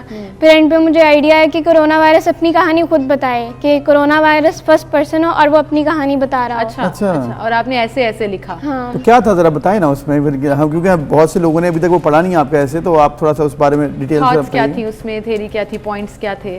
तो सबसे पहले तो कोरोना वायरस कहता है कि मैं कोरोना वायरस हूँ और अभी मैं कहाँ हूँ, कि मैं अभी ख़त्म हो गया हूँ और इंसान बहुत बड़े हैं कि उन्होंने मुझे ख़त्म कर दिया है। अच्छा। और एंड पे उसके अंदर एक सीक्रेट भी होता है, वो भी ये भी कहता है कि मेरा एक सीक्रेट है कि वो अभी तक नहीं ढूंढ पाए कि मैं कहाँ से पैदा हुआ, किसने पैदा किया है मुझे। तो यही था। अच्छा। और आज से 30 साल के बाद आपने अपने ऐसे में बेसिकली कोरोना की स्टोरी लिखी है जो खत्म हो चुकी है, यानी कि उम्मीद है इंशाल्लाह के वो खत्म हो। अच्छा, मुझे ये बताएं, नर्वसनेस थी, इंटरनेशनली आपने पार्टिसिपेट करना था जहाँ पे दुनिया भर से लोग और स्टूडेंट्स जो हैं वो अपने अपने बड़े क्रिएटिव आइडियाज़ के साथ ऐसे लिख कर भेजते हैं। हाँ, बहुत नर्वस था। जब आया था तब भी मुझे लगा ये क्या होता है, मुझे ब्रॉन्ज अवार्ड का भी नहीं पता था, आप ही ने बताया, क्योंकि मैंने सबसे पहली बार ऐसे लिखा था, मुझे कुछ नहीं पता था। अच्छा, मतलब आप स्कूल में तो आप ऑब्वियसली कॉम्पिटिशन्स होते हैं, ऐसे कॉम्पिटिशन्स या स्कूल में आपने ऐसे लिखना, वो उसमें आपके साथ किसी का ऐसा कोई मुकाबला नहीं होता, लेकिन ये तो इंटरनेशनल लेवल का मुकाबला था। तो फिर पता कैसे लगा, ईमेल आई थी या फिर कॉल आई, कैसे आपने शुरू में ये नहीं सोचा कि ऐसी किसी ने मेरे से मजाक कर दिया? नहीं, एक ईमेल आई थी उनकी। अच्छा। उनमें था ये सीधा ये अवार्ड लिखा हुआ था, ब्रॉन्ज अवार्ड। अच्छा। तो मैंने कहा ये तो बहुत खुशी की बात है, आप ही ने मुझे बताया और ये बहुत मुझे अच्छा लगा तब। स्कूल वालों का रिएक्शन क्या था, सिंस उन्होंने आपको कोई सपोर्ट एज सच नहीं किया और आपने घर से सीखा, खुद अपने वालिद साहब से पूरा सीख के एक्सपीरियंस लेके? उनको मैंने बताया था पर उन्होंने कुछ नहीं कहा। कुछ नहीं कहा? स्कूल वालों ने कोई खुशी के लिए मुबारकबाद तो दी होगी ना? हाँ, मुबारकबाद तो दी है। अच्छा, आई थिंक हमें भी कुछ प्लेटफॉर्म्स के ऊपर ना स्कूल्स में बच्चों को इस तरह और प्रमोट करने की ज़रूरत है। ये वही बात है जो हम कर रहे थे अबूज़र, की अवेयरनेस उस तरह से नहीं है कि स्कूल्स इस चीज़ की ओनरशिप लें, एक्स्ट्रा करिकुलर एक्टिविटीज़ की, लेकिन बड़े ब्लेस्ड होते हैं वो लोग जिनके अपने घर में टीचर्स मौजूद होते हैं और आपके वालिद साहब। अच्छा, मुझे मुबशरा ये बताओ कि अब आगे आपने क्या प्लान रखा है, कि आगे क्या करना है? दोबारा इसको कंटिन्यू करना है, दोबारा ऐसे लिखना है? मज़ा आ रहा है, जीत का मज़ा आ रहा है? हाँ, बहुत मज़ा आ रहा है। और यही जीत मैंने यही चाहा है कि अपने आप को जिस दिन मैं जीती थी कि मैंने अगले साल जून में ऐसे लिखना है जिसमें मैं विनर हूँ इंशाल्लाह। आप अभी भी गोल्ड मेडल के लिए आपने, अच्छा, मतलब गोल्ड अवार्ड के लिए अप्लाई, मतलब फर्स्ट विनर। देखिए ना, मतलब जब ये राइट कंपटीशन में जब गई थी आप, तो ऑब्वियसली किसी ने सोचा नहीं होता कि आपको ब्रॉन्ज भी मिल जाएगा। अब आपको जो कि मिला है तो कॉन्फिडेंस बढ़ गया है और इंशाल्लाह अगली दफ़ा गोल्ड भी मिलेगा। अब ये ज़रा सर्टिफिकेट दिखाएं। मैंने जब पार्टिसिपेट किया था तो मैं तो इसको देख भी नहीं सका, कम से कम आपके पास आया अपनी हसरतें पूरी कर लें, हमारी मुबशरा तो उसको आगे पकड़ के जो है ना वो खुशी महसूस करूं। वाजिबा, ये देखिए माशाल्लाह सीमल, ब्रॉन्ज अवार्ड कॉमनवेल्थ ऐसे कंपटीशन का, और ये बहुत बड़ी अचीवमेंट है पाकिस्तान के लिए, पाकिस्तान की बेटी के लिए। और मेरे ख्याल में ये देखिए कि कितनी खुशी की बात होती है कि आपकी तरफ से एक बेटी छोटी उम्र की है, अपने तौर पे गई है और उसने इंटरनेशनल लेवल पे 50 के करीब कंट्रीज़ हैं जो कि कॉमनवेल्थ के अंडर आप इस तरह के कॉम्पिटिशन में हिस्सा लेती हैं। कॉमनवेल्थ गेम्स भी आपने सुना होगा जो कि ब्रिटिश राज के तहत अभी तक चल रहा है सिस्टम। तो आप ये देखें कि इसमें कॉम्पिटिशन में जाना, यानी कि हमारी कौम की बेटियाँ कैसे आगे बढ़ रही हैं, तालीम में आगे अपना नाम बना रही हैं, और हम सपोर्ट करते हैं उनको कहीं पर भी अगर वो जाना चाहते हैं। अच्छा, ये अपॉर्चुनिटीज हमेशा से ही मौजूद रही हैं। मैं समझती हूँ कहीं ना कहीं पाकिस्तान अपने आप को इस तरह इसलिए भी रिप्रेजेंट नहीं कर पाता कि आम लोगों को पता ही नहीं होता कि ये अपॉर्चुनिटीज आ रही हैं या नहीं। सो मुबशरा, आपको कैसे पता था कि आपने कॉमनवेल्थ के लिए ऐसे लिखना है? एसेंस आपके स्कूल की तरफ से तो नहीं था, it was not official. So how did you know कि कॉमनवेल्थ कंपटीशन है, मुझे उसमें पार्टिसिपेट करना है और मुझे इसमें जो है वो अपना ऐसे प्रेजेंट करना है? मुझे ना सब कुछ पढ़ने का बहुत शौक था, हर एक सब्जेक्ट। तो स्कूल में ऐसे नहीं होता था क्योंकि बोर्ड में जाते हुए तो एक ही सब्जेक्ट रखना होता है। तो जो बाहर के स्कूल यूनिवर्सिटीज़ होते हैं उनमें तो आप जितने मर्जी सब्जेक्ट रख लें। तो फिर मुझे हार्वर्ड यूनिवर्सिटी का पता चला, तो मैंने सोचा कि मैंने भी उसको ऐसे लिखना है, ऐसे पर्सनल स्टेटमेंट लिखना है जिसका वो सक्सेसफुल हो। तो फिर मैंने ऐसे कंपटीशन सर्च करना स्टार्ट किए। तो ये एक प्रैक्टिस के लिए मैंने लिखा था। अच्छा। कि ये मेरी प्रैक्टिस हो जाए कि मेरा वो सक्सेसफुल एप्लीकेंट हो जाऊँ मैं। जबरदस्त। तो वर्ड्स कितने थे जिसमें लिखना था? ये टारगेट होता है ना कि 2000 वर्ड्स या 1500, कितने थे? इसके 750 थे। 750 वर्ड्स। अच्छा, ये भी बड़ा एक आर्ट होता है सीरियसली कि मिनिमम वर्ड्स में आपने अपनी स्टोरी कन्वे करनी है और टू द पॉइंट बात करनी है। Well Mubashra, congratulations, we are so proud of you and इंशाल्लाह स्काई इज द लिमिट। आपने आगे जाना है और कॉम्पिटिशन्स में भी पार्टिसिपेट करना है और पाकिस्तान का नाम जरूर रोशन इंशाल्लाह। जी Mubashra, thank you very much, आपने वक्त दिया। हमें एक ब्रेक लेनी है जी, फिर मिलते हैं।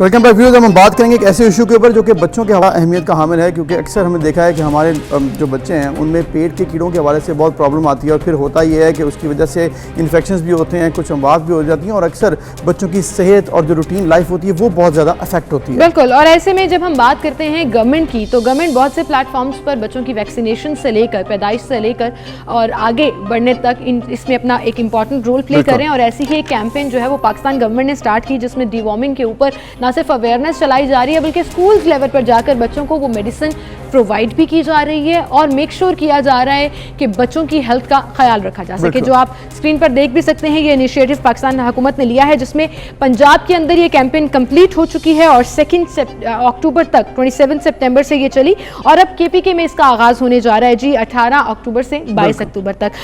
रीजनल मैनेजर पाकिस्तान डिवॉर्मिंग हमारे साथ मौजूद हैं, सारा खुरम खान, उन्हें हम खुशामदीद कहेंगे। अस्सलाम वालेकुम सारा, thank you so much for coming in.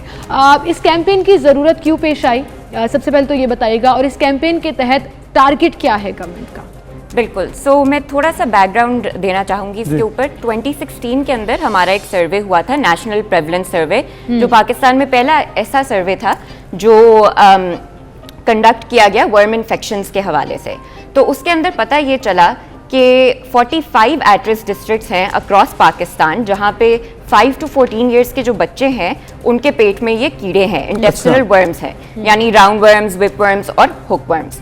तो ये जो कैंपेन है ये हुकूमत पाकिस्तान ने इसको टेकअप किया है एविडेंस बेस्ड अप्रोच के साथ। जो पेट के कीड़े बच्चों में पाए जाते हैं उनसे बेसिकली होता यह है कि जो बच्चे इन्फेक्टेड होते हैं इन कीड़ों से उनकी न्यूट्रिएंट अपटेक जो है वो बहुत कम हो जाती है।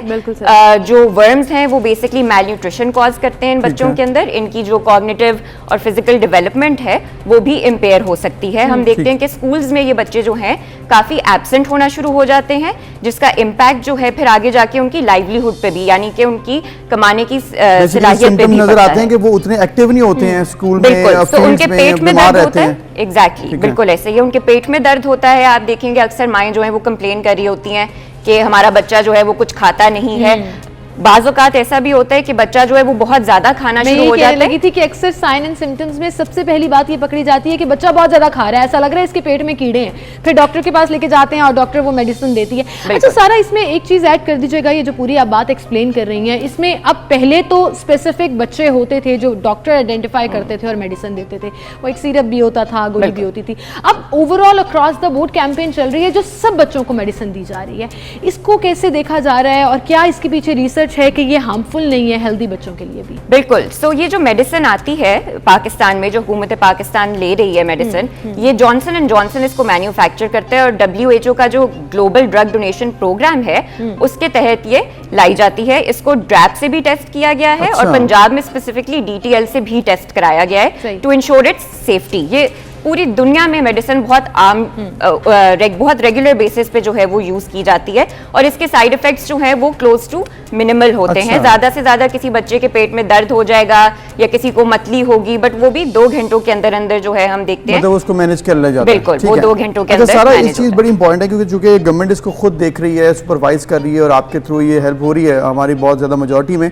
तो क्या तरीकाकार क्या है स्कूल्स में खिलवाया, मतलब सारा अगर आप मेडिसिन एडमिनिस्टर करवा रहे हैं तो क्या टीचर्स को भी ट्रेन किया जा रहा है? और अगर पेरेंट्स नहीं मानते, वो कहते हैं हमने नहीं ऐसे देनी, किसी मतलब ये ट्रेंड नहीं स्टाफ है, तो उस पर क्या रिएक्शन आ रहा है, कैसे रिस्पॉन्स दे रहे हैं आप लोग? बिल्कुल। सो टीचर्स को जैसे मैं आपको पहले भी बता रही थी कि एक स्कूल बेस्ड कैंपेन चलता है जहाँ पे तमाम स्कूल्स को एंगेज किया जाता है। वहाँ से टीचर्स जो नॉमिनेट की जाती हैं, जो कि स्कूल एजुकेशन डिपार्टमेंट्स जो है वो करते हैं तमाम प्रोविंसेस के, उनको ट्रेनिंग, प्रॉपर बाकायदा ट्रेनिंग दी जाती है। जैसे अभी पंजाब के अंदर जो कैंपेन चला था उसके अंदर डॉक्टर्स ने ट्रेन किया टीचर्स को और टीचर्स ने आगे जाके ये दवा बच्चों को खिलाई। पेरेंट्स के साथ एक अवेयरनेस कैंपेन जो है वो बाकायदा स्कूल में किया जाता है, कंसेंट फॉर्म्स जो है वो साइन कराए जाते हैं और उन्हें कन्विंस किया जाता है कि इस मेडिसिन की सेफ्टी कितनी ज्यादा है और इसके फवायद जो हैं वो बच्चों को किस किस तरह नजर आएंगे ये भी बताया जाता है। तो इस तरह से पेरेंट्स की अवेयरनेस करके उनको ऑनबोर्ड किया जाता है और साथ में हमारे हेल्थ डिपार्टमेंट्स जो हैं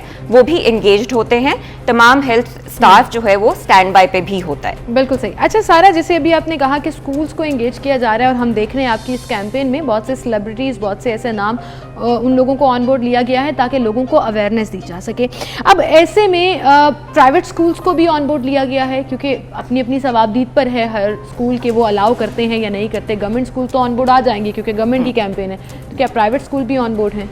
बिल्कुल। सो प्राइवेट स्कूल्स जो हैं वो हर रीजन में मैं कहूँगी कि एक डिफरेंट परसेंटेज के ऊपर जो है वो इस कैंपेन को चला रहे हैं, बट मोस्टली सारे प्राइवेट स्कूल्स जो हैं वो ऑन बोर्ड है। ऑफ कोर्स क्योंकि कैंपेन जो है वो जब अभी कोविड के सिनेरियो के अंदर स्पेशली कैंपेन की जो टाइमलाइंस होती हैं वो जल्दी से नोटिफाई हो रही होती हैं, तो उस हिसाब से जितने भी प्राइवेट स्कूल्स हमारे साथ इस राउंड में, मैं स्पेसिफिकली पंजाब की बात करूंगी क्योंकि रिसेंटली अभी बिल्कुल पंजाब की कैंपेन चली है, तो उसमें हमारे पास हमने देखा कि प्राइवेट स्कूल्स का बेहतरीन रिस्पॉन्स था और बहुत ज्यादा उन्होंने ताउन किया। Very nice. सारा, अब चूंकि आप जिस तरह से कैंपेन भी हम देख रहे हैं, ओवरऑल गवर्नमेंट इसमें कोशिश कर रही है, ये बताइएगा कि जो लोग देख रहे हैं आपको, जो सुनना चाहते हैं, किसी को इसकी इंपॉर्टेंस का नहीं पता है कि ये क्या पेट के कीड़ों से क्या मसला हो सकता है और ये कितनी ज़्यादा ज़रूरी है कि इसका हल निकाला जाए, आप बताएं कि आप लोगों को क्या कहेंगी कि कितना ज़रूरी है कि ये एडमिनिस्टर किया जाए ये मेडिसिन?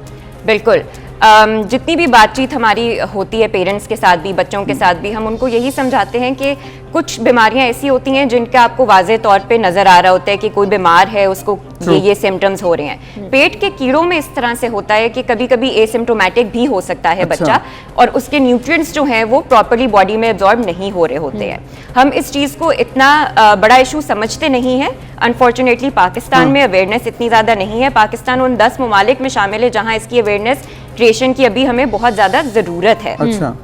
तो मैं मैसेज यही देना चाहूंगी कि पेट के कीड़े हमें क्योंकि नजर नहीं आ रहे होते तो हम उसको इतना बड़ा मसला नहीं समझते, लेकिन उनका इलाज बहुत ज्यादा जरूरी है क्योंकि वो हमारे बच्चों की स्टंटेड ग्रोथ के लिए रिस्पॉन्सिबल हैं इस वक्त, और वो आपकी मेंटल एंड फिजिकल डेवलपमेंट को जो है वो इम्पेयर कर रहे हो सकते हैं। पेट में दर्द जो बच्चों के रहता है वो भी इसी वजह से रहता है। अच्छा, हम जब बच्चों का जिक्र करते हैं ना तो मेल न्यूट्रिशन का बार बार जिक्र भी आता है, और हम तेजी से उस रेशो में अनफॉर्चुनेटली बढ़ते भी जा रहे हैं कि हमारे बच्चे मेल न्यूट्रिशन का शिकार हैं। उसकी एक बड़ी वजह, वन ऑफ द रीजंस ये भी है, और आपकी ये बात बिल्कुल ठीक है, लेकिन सारा मुझे ऐसा लग रहा है कि बड़ा लिमिटेड लेवल पर ये कैंपेन है। उसकी रीजन ये है, मेरा सवाल आगे आ रहा है, उसकी रीजन ये है कि स्कूल्स के अंदर जो इनरोल बच्चे हैं उनकी तादाद और जो बच्चे बाहर स्कूल में इनरोल नहीं है और बाहर मुख्तलिफ सेक्टर्स में कहीं हमें पता है कि जो स्कूल नहीं जाते हैं, वो गवर्नमेंट स्कूल हो वो प्राइवेट स्कूल हो, उनको कैसे ऑन बोर्ड लिया जाएगा? ऐसा लग रहा है कि बड़ा लिमिटेड सी ये कैंपेन है जो सिर्फ स्कूल को केटर करेगी। अच्छा, मैं इसमें एक चीज़ जो क्लैरिफाई करना चाहूँगी वो ये है कि इस प्रोग्राम का जो मकसद है वो ये है कि ब्लैंकेट कवरेज जो है वो दी जाए, यानी कि 5 to 14 ईयर्स के जितने भी बच्चे इनरोल्ड हैं, चाहे वो किसी भी तरह के स्कूल में इनरोल्ड हैं, प्राइवेट पब्लिक मदारिस में इनरोल्ड हैं, साथ साथ आउट ऑफ स्कूल बच्चों को भी हम टारगेट करते हैं इस कैंपेन के जरिए। वो इस तरह से कि हमारे जो बैनर्स होते हैं कैंपेन के या जो मसाजिद के अंदर ऐलान किए जाते हैं वो इस तरह से किए जाते हैं कि अगर कोई बच्चा स्कूल में नहीं पढ़ता है और आउट ऑफ स्कूल है तो वो किसी भी करीबी सरकारी या निजी स्कूल जाके ये दवा खा सकता है। उनके लिए बकायदा ट्रीटमेंट फॉर्म जो है वो अलग से बनाए हुए हैं। एक इशू ये है कि अक्सर आपने देखा कि पाकिस्तान में पोलियो कैंपेन चलती रही है, आज तक वो कामयाब उस तरह से नहीं हो सकी क्योंकि रिस्पांस लोग नहीं करते हैं। अब चूंकि ये जो पेट पे कीड़े हैं कि बहुत से लोगों को तो मालूम ही नहीं होगा, अब आप केपी में भी जा रहे हैं, वहाँ पे भी आप कुछ एक्सपेक्ट करेंगे कि लोग रिस्पांस नहीं देंगे, और ये ऐलानात और इसके बावजूद लोग कहते हैं जी हमने नहीं करानी, हमारा बच्चा ठीक है, उस पर रेजिस्टेंस का क्या प्लान है, तोड़ क्या निकालेंगे? बिल्कुल। अच्छा, एक चीज़ जो हमें समझने की ज़रूरत है वो ये है कि पोलियो कैंपेन और डीवर्मिंग जो है वो बहुत ही डिफरेंट तरह की कैंपेन्स हैं। पोलियो एक वैक्सीनेशन कैंपेन है और डीवर्मिंग जो है वो उसकी जो दवा है वो चूएबल टैबलेट है जो माँ बाप आमतौर पे बच्चों को घर में भी खिला रहे होते हैं अपार्ट फ्रॉम दिस कैंपेन। तो इसके अंदर जो रेजिस्टेंस फेस होती है उसके लिए जो मैकेनिज्म तैयार किया गया है वो ये है कि टीचर्स को हम ट्रेन करते हैं कैंपेन से 1 हफ्ता पहले। जो 1 वीक का गैप होता है उसके अंदर जो टीचर्स हैं वो वापस जाके पेरेंट्स को कन्विंस करती हैं और ऑन बोर्ड करती हैं। इसमें जबरदस्ती किसी भी पेरेंट के साथ नहीं होती है। जो अभी कैंपेन पंजाब में कंप्लीट हुई है उसका डाटा अगर आपके पास मौजूद हो कि कितने बच्चों को ये मेडिसिन एडमिनिस्ट्रेट कर दी गई है, मतलब उनको खिला दी गई है, और रिस्पॉन्स पंजाब में कैसा रहा, ताकि फर्दर उसके ऊपर भी आगे जो मुख्तलिफ सूबों में कैंपेन्स होनी है फिर उसका भी डाटा उसके साथ कंपेयर होगा। बिल्कुल। सो ये कैंपेन अब तक जो है वो 3 मिलियन बच्चों को टारगेट कर चुकी है। 20 लाख बच्चे दवाई खा चुके हैं जी। ये 2019 और 2020 में जो केपी और आईसीटी के अंदर हमारी कैंपेन चली थी उसका डेटा मैं आपको बता रही हूँ। अभी जो कैंपेन चली है उसमें पंजाब में स्पेसिफिकली टारगेट था 3 मिलियन बच्चों का, यानी 30 लाख बच्चों का। अभी तक ट्रीटमेंट डेटा जो है वो रिपोर्ट नहीं हुआ है बिकॉज अभी ही कैंपेन हमारी जो है खत्म हुई है। बिल्कुल। अभी जो केपी में टारगेट है वो बेसिकली 78 लाख बच्चों का है। अच्छा, चलिए हम उम्मीद करते हैं कि ये टारगेट जो है वो आपका पूरा हो। तो ओवरऑल आप अगर हम जाते जाते अगर आप ये बताएं कि जो आपका टारगेट था वो अचीव तो आपको नजर आ रहा है, लेकिन जो गवर्नमेंट की तरफ से सपोर्ट है, जो आपके इदारे होते हैं साथ मिलकर काम करते हैं ऑर्गेनाइजेशन के साथ, किसी किस्म का कोई प्रॉब्लम तो नजर नहीं आ रहा आपको? नहीं, बिल्कुल भी नहीं। बल्कि मैं कहूँगी कि जिस तरह से हुकूमत पाकिस्तान ने इस इनिशिएटिव को टेकअप किया है, जिस तरह से इसकी ओनरशिप ली है और इसकी नीड को आइडेंटिफाई किया है, इट इज़ क्वाइट कमेंडेबल कि इस तरह के हैं ऑफिशियल्स एग्जिस्ट करते हैं जो इतनी वेल बीइंग का ख्याल रख रहे हैं बच्चों की। और हमारे जो सस्टेनेबल डेवलपमेंट गोल्स हैं जिनको अचीव करना पाकिस्तान की इस वक्त प्रायोरिटी है, उसमें भी good health and child well being जो है वो काफ़ी इंपॉर्टेंट है। एंड पाकिस्तान की हुकूमत ने बहुत एक अच्छा कैंपेन जो है वो टेकअप किया। बिल्कुल सही। सारा, thank you so much for coming in and good luck for this campaign. एक अच्छा काम जो है वो किया जा रहा है जहाँ पर ना सिर्फ पेरेंट्स को अवेयरनेस दी जा रही है बल्कि अकोमोडेट भी किया जा रहा है, मतलब वो मेडिसिन जो है वो प्रोवाइड भी की जा रही है, क्योंकि बच्चों का ख्याल या तो पेरेंट्स ने रखना है या स्कूल ने। बिल्कुल। तो ये बड़ा, लेकिन इसके साथ गवर्नमेंट ने भी रखना है, तो इसलिए गवर्नमेंट ने ये इनिशिएटिव जो है वो रखा है और गवर्नमेंट कर भी रही है। सारा आपका शुक्रिया। उम्मीद करते हैं गवर्नमेंट कि इस इनिशिएटिव को लोग रिस्पॉन्स करेंगे और ये जो मसला है इसका हल निकालेंगे। एक ब्रेक, फिर मिलते हैं।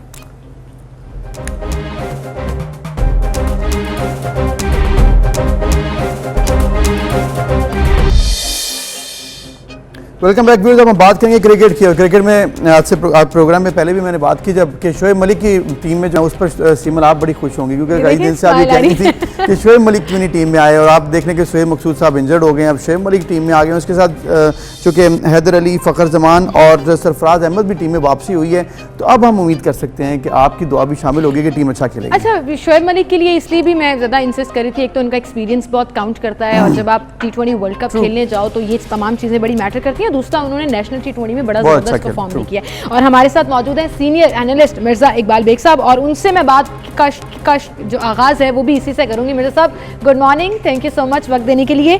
और बात का आगाज़, चूँकि टीम में जो चेंजेस हुई हैं बारी बारी हम सबके ऊपर आएंगे, लेकिन शोएब मलिक का a lot of people have been saying this कि उनको स्क्वाड का हिस्सा होना चाहिए था। वो अनफॉर्चुनेटली शोएब मकसूद जो अनफिट हुए, और फॉर्चुनेटली शोएब मलिक के लिए कि उनकी जगह पर वो आ गए। बहुत बहुत शुक्रिया, सुबह बखैर सीमल, आपको और अबूजर को भी। आप सही कह रही हैं कि किस्मत का जब सितारा चमकता है तो अचानक ही चमक जाता है, क्योंकि जब टीम का ऐलान हुआ और खिलाड़ी बायो सिक्योर बबल में चले गए तो शोएब मलिक की तमाम उम्मीदें दम तोड़ गई थी। लग नहीं रहा था कि शोएब मलिक आएंगे, लेकिन वो वेस्ट इंडीज के क्रिस गेल और कैरोन पोलार्ड के बाद दुनिया के तीसरे बैट्समैन है जिसने T20 मैचेस में 11,000 से ज्यादा रन स्कोर किए। तो शोएब मलिक ने इस टूर्नामेंट में भी अच्छा परफॉर्म किया, PSL में भी 380 से ज्यादा रन स्कोर किए उन्होंने, और बड़ी अच्छी बैटिंग का मुजाहरा किया। तो मेरे ख्याल में ही deserve to be in the team. लेकिन एक वीडियो आई थी, आपको याद होगा, रमीज राजा के चेयरमैन बनने से पहले जब वो अपना YouTube चैनल चलाते थे, उन्होंने कहा था कि जी शोएब मलिक और मोहम्मद हफीज अपना वक्त गुजार चुके। उन्होंने नाम लेकर कहा था, और उन्होंने कहा नौजवानों को मौका मिलना चाहिए। लेकिन किस्मत की सितम जरीफी देखिए कि रमीज चेयरमैन बने और ये दोनों अपना आखिरी टूर्नामेंट खेलने दोनों पाकिस्तानी टीम में शामिल है। हफीज को मजबूरन तजुर्बे की वजह से लिया गया, और शोएब मलिक को शोएब मकसूद के अनफिट होने की वजह से। बिल्कुल मिर्जा साहब, लेकिन क्या आपको लगता है कि वाकई बहुत इंपॉर्टेंट होता है कि 40 साल के करीब के जो प्लेयर्स हैं वो T20 में खेलने चाहिए? आइडली तो बात होती है जी यंग टैलेंट को दिया जाए मौका, ऑब्वियसली वो बहुत अच्छा सुपर टैलेंटेड लोग हैं तभी वो टीम में हिस्सा बना लेते हैं, लेकिन क्या आपको लगता है ये जो माइंडसेट है ये ठीक है?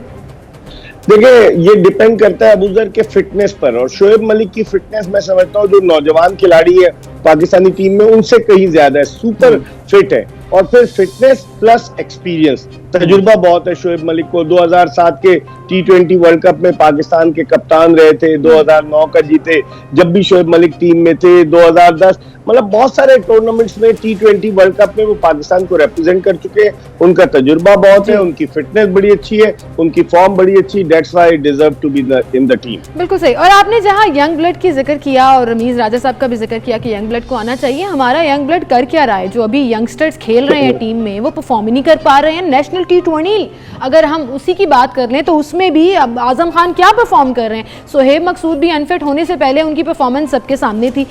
आपको क्या लग रहा है कि ट्रेनिंग का फुकदान है, प्लेयर्स में पैशन कम है?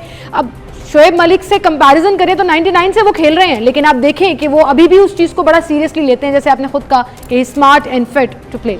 बिल्कुल, आपने पैशन की अगर बात की ना सीमल, तो पैशन जो है वो अब खत्म होता जा रहा है। अब पैसा इतना आ गया है, दुनिया भर में लीग्स हो रही है, खिलाड़ियों को इतने पैसे मिलते हैं, और हमारे यहाँ यंगस्टर्स पहले एक प्रोसीजर होता था कि एक तवील अरसे तक डोमेस्टिक खेलकर फिर उसके बाद टीम में आते थे। अब तो 1-2 इनिंग्स खेली आपने PSL में और आप नजरों में आ गए, आप पाकिस्तानी टीम में आ गए। इस चीज की वजह से हमें नुकसान हो रहा है, लड़के मेहनत ज्यादा नहीं कर रहे। जब वो पाकिस्तान की कैप अब मिलना आसान हो गई है, वरना एक जमाने में पाकिस्तान की कैप के हुसूल के लिए खिलाड़ियों को बड़े जतन करने पड़ते थे। लेकिन कदर कम हो गई है। कदर नहीं कम हुई, मेहनत कम हो गई। अगर आप देखें रियलिटी की बुनियाद पर कि आसान जो चीज आसानी से मिल जाए फिर आदमी रिलैक्स्ड हो जाता है ना कि यार ये तो बहुत ही आसान हो गई, लेकिन अगर आप कोई चीज मेहनत से हासिल करें तो उसकी ज्यादा इम्पैक्ट है। साहब, लेकिन टेस्ट कैप या वनडे कैप या T20 कैप हासिल करना अगर आसान हो गया, लेकिन उसको पहने रहना जो है ना वो थोड़ा मुश्किल है, क्योंकि फौरन लोग फिर तनकीद भी करते हैं, क्योंकि अच्छी परफॉर्मेंस नहीं आई तो फौरन तनकीद शुरू हुई और उस बंदे के लिए रहना मुश्किल हो जाता है। बिल्कुल आपने सही कहा कि परफॉर्मेंस अगर अच्छी ना हो तो अब तो सोशल मीडिया आ गया है, सोशल मीडिया पे तनकीद का मीम्स बनना शुरू हो गई है, बहुत सारी चीजें आ गई, तो खिलाड़ी भी अब उनको सोचना चाहिए कि हमारा मजाक बनेगा, अगर हमने परफॉर्म नहीं किया हम बाहर भी हो सकते हैं। बिल्कुल सही। और ये मैं समझती हूँ कि टीम में जो चेंजेस हैं उसमें कहीं ना कहीं एक important role social media pressure का भी रहा, जो आवाम ने डाला और इतना एतराज़ किया टीम फर्स्ट अनाउंसमेंट पे कि चेंजेस करना ही पड़े। मिर्जा साहब, अब जो चेंजेस हुए हैं और अब जो टीम स्क्वाड फाइनल हुआ है उसको आप वर्ल्ड कप में कैसा देखते हैं? आपको लगता है कि हम अब थोड़ा ज़्यादा कॉन्फिडेंस के साथ आवाम सपोर्ट कर सकेगी टीम को? टीम का कॉन्फिडेंस तो साइड पे बिल्कुल सीमल, अब हम सपोर्ट कर सकेंगे। बस एक चीज, थोड़ा सा एक वीक पॉइंट मुझे नजर आ रहा है कि पाकिस्तान की बॉलिंग अगर क्लिक कर जाए और खास तौर पर स्पिन बॉलिंग का शोबा पाकिस्तान का इतना मजबूत, मिडिल ऑर्डर बड़ा जबरदस्त हो गया। फखर जमान के आने से ओपनिंग का मसला भी हल हो जाएगा। शायद वो रिजवान के साथ इनिंग्स ओपन करे और बाबर वन डाउन पर आए, लेकिन मिडिल ऑर्डर शोएब मलिक की मौजूदगी में स्ट्रांग हो गया। हैदर अली ने रन किए, हालांकि वो ओपनर है, मुझे ऊपर भी खिला सकते हैं, हफीज भी टीम में, लेकिन बॉलिंग के शोबे में स्पिन बॉलिंग का शोबा मैं समझता हूँ थोड़ा कमजोर है। शादाब आउट ऑफ फॉर्म है, उसके अलावा इमाद वसीम शुरू में नई गेंद करते हैं, फिर जब मिडिल ऑफ द इनिंग्स वो आते हैं तो वो एक्सपेंसिव साबित होते हैं। और फिर इसके अलावा मोहम्मद नवाज, उन्हें हम लेके घूमते रहे, उनको जब खिला के कॉन्फिडेंस नहीं देंगे और इतने बड़े मेगा इवेंट में उनको डाल देंगे तो सवाल तो उठेगा। तो हमारी जो स्पिन बॉलिंग का शोबा है वो कमजोर है। फास्ट बॉलिंग में हमारे पास शाहीन शाह अफरीदी है, हसन अली है, फिर हारिस रऊफ क्या करते हैं, मोहम्मद वसीम जूनियर, इन दोनों में से कौन एक खेलता है। तो मेरे ख्याल में हमारा बॉलिंग का शोबा जो है वो हमारे लिए लम्हे फिक्री है। सही सही, लेकिन हम उम्मीद कर रहे हैं कि इंशाल्लाह चलें फास्ट बॉलिंग ही चल जाए। लेकिन इसके साथ आपने लास्ट टाइम जब हमारी बात हुई थी टीम चेंजेस के हवाले से, आपने कहा था कि इस टाइम करनी नहीं चाहिए क्योंकि इसका इफेक्ट जो है वो अच्छा नहीं पड़ेगा। लास्ट मेरा ख्याल है आखिरी दिनों में ही, बस 10 तारीख आखिरी थी तो उससे पहले पहले कर दी चेंज। आपको क्या लग रहा है, इसका इम्पैक्ट नेगेटिव पड़ सकता है या कोई मसला नहीं है, अभी भी टाइम है, हम दोबारा से गेयर अप हो सकते हैं?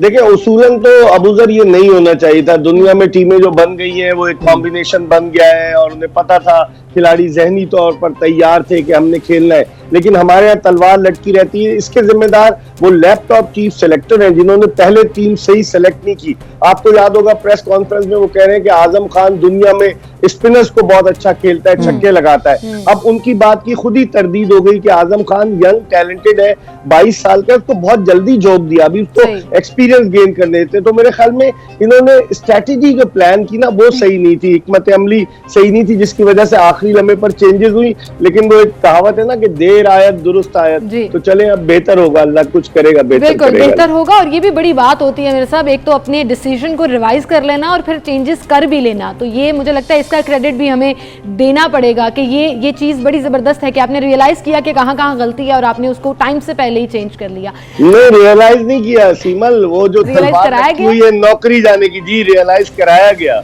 उनको, वो तो, और नौकरी फिर लाखों रुपए महाना की नौकरी भी खतरे में आ सकती थी, इसलिए मजबूरन ऐसा करना, मजबूरन आपको लग रहा है। बिल्कुल सही बात है। अच्छा, ये जो हम जैसे जिक्र कर रहे हैं कि अब यूएई में जाकर हमारी ये best of the best team जो हमने बड़े ही मुश्किलों के साथ, बड़े ही चैलेंजेस के बाद अब फाइनली अनाउंस भी कर दिया है, बायोसिक्योर बबल में भी उन्होंने जाना है। यूएई की पिचेस पाकिस्तान के टैलेंट को, या जो हमारी टीम है, आपको क्या लगता है सपोर्ट करेगी नहीं करेगी? हमारा जो एक्सपीरियंस है वो वहां पर कैसा रहेगा? देखिए, 3 मार्च 2009 को जब श्रीलंकन क्रिकेट टीम पर गद्दाफी स्टेडियम लाहौर के बाहर अटैक हुआ, उसके बाद से हमने सारी क्रिकेट अपनी ज्यादातर जो है वो मुत्तहदा अरब अमारात में खेली। लेकिन इसका ये मतलब नहीं कि हमने सारी क्रिकेट वहां खेली है तो बस अब हम बिल्कुल फेवरेट हो गए। वहां दूसरी टीमें भी आ रही हैं और आप हमारी परफॉर्मेंस को देखें, 2018 में हमारी बड़ी जबरदस्त टीम थी, एशिया कप हुआ मुत्तहदा अरब अमारात में और लोग कह रहे थे पाकिस्तान तो जीत ही जाएगा क्योंकि ये 6-7 साल से वहां खेल रहा है, लेकिन हम उसके फाइनल के लिए भी क्वालिफाई नहीं कर सके एशिया कप के, और भारत और बांग्लादेश का फाइनल हुआ। तो हमें इस खुशफहमी में नहीं मुब्तला होना चाहिए। ठीक है, हमें एडवांटेज जरूर होगा, लेकिन इस एडवांटेज के अलावा हमें खुद भी तो परफॉर्म करना होगा ना। ये ना हो कि हम पीछे से हम आ गए तो बस अब हम तो हमारी टीम में बच जाए। बिल्कुल सही, आपने बात बड़ी जबरदस्त बात की और 2018 का रेफरेंस भी देना बड़ा जरूरी था क्योंकि ये जरूरी नहीं है कि अगर आप वहाँ खेलें हैं तो जीत जाएंगे। मिर्जा साहब, पहला मैच ही इंडिया के साथ है और अभी से उसकी बातें हो रही है सोशल मीडिया पर, मैं देख रहा था अखबारों में भी उनका जिक्र हो रहा है। जी पहला मैच है, प्लेयर्स भी कह रहे हैं हम घबरा नहीं रहे हैं, हम प्रेशर नहीं लेंगे, प्रेशर अगर लिया तो हार जाएंगे। आपको क्या लग रहा है, इतने दिन पहले इंडिया का मैच सिर्फ डिस्कस होना ये जरूरी होता है, क्या होता है, ये मस्ट है? देखिए, पाकिस्तान इंडिया का मैच हो अबूजर और उसको डिस्कशन ना हो तो ये तो ज्यादती है। तो अब से 2 साल पहले 2019 का जो वर्ल्ड कप हुआ उसमें भी पाकिस्तान जब इंडिया से खेला तो बहुत हर तरफ टाकरे हो रहे थे, टेलीविजन चैनल्स पर तबसरे हो रहे थे। तो ये मैच इसलिए इम्पोर्टेंट है पाकिस्तान के लिए कि पाकिस्तान आज तक T20 वर्ल्ड कप में भारत के खिलाफ कोई मैच जीता नहीं है। 6 मैच खेला है, 6 के 6 हारा है। हालांकि जो 2007 का T20 वर्ल्ड कप था, मैं था वहाँ साउथ अफ्रीका में, वहां पाकिस्तान पहला मैच टाई हो गया, बॉल आउट पे लीग मैच हार गया और फिर फाइनल आपको याद होगा कि जो मिसबाह-उल हक ने जो स्ट्रोक खेला जोगिंदर शर्मा की गेंद पर, जिस पर कैच लिया श्रीशांत ने, और जोगिंदर शर्मा को उसका सिला ये मिला, भारत T20 का वर्ल्ड चैंपियन हुआ, ये सिला मिला कि वो क्रिकेट छोड़ने के बाद आजकल भारतीय पंजाब में पुलिस में DSP है। तो आप अंदाजा लगाएं कि मतलब क्रिकेट आदमी को कहां से कहां ले जाती है, और भारत चैंपियन बन गया। लेकिन उसके बाद जो अगला T20 वर्ल्ड कप था वो हम जीते। तो मेरे ख्याल में भारत और पाकिस्तान का मैच बड़ा इंपॉर्टेंट होता है, बड़ा हाइप वाला मैच होता है। तो दुआ करें पाकिस्तानी प्रेशर ना ले, हमारी टीम कुछ भी करने की सलाहियत रखती है। आप ये ना समझें कि नहीं जी भारत 6 दफा जीता है तो हाँ, तो कुछ भी हो सकता है। बिल्कुल सही आपने ये जो दुआ वाला एलिमेंट किया ना मिर्जा साहब, ये तो आपकी सोच है ना। पाकिस्तान पूरे सामने सब तस्बीहां लेकर बैठ जाते हैं, दुआएं कर रहे होते हैं, इंक्लूडिंग मी, मैं भी ये कर रही होती हूँ, आयतल कुर्सी पढ़ के फूक रही होती हूँ अपनी टीम के ऊपर कि हम अच्छा परफॉर्म करें। Thank you so much Mirza साहब, आप हमारे साथ मौजूद थे। इंटरेस्टिंग मैच होगा। थैंक यू मिर्जा साहब, और हम उम्मीद कर रहे हैं कि पाकिस्तान के तमाम मैचेस बड़े ज़बरदस्त हों और हार जीत खेल का हिस्सा होती है, लेकिन ऐसा मैच हो कि पाकिस्तान के जो फैंस हैं वो ये कहें कि अच्छा खेले, लड़कर खेले। हार जीत ऑब्वियसली हमें अभी एक्सपेक्ट करेंगे, हम जीत रहे हैं, लेकिन अगर नहीं भी जीतते हैं तो ये इस तरह नहीं हो कि वन साइड मैच हो, तो ये एटलीस्ट होना चाहिए। बिल्कुल, इसी के साथ आपसे इजाजत चाहेंगे, इंशाल्लाह कल मुलाकात होगी। अपना ख्याल रखिएगा, अल्लाह हाफिज।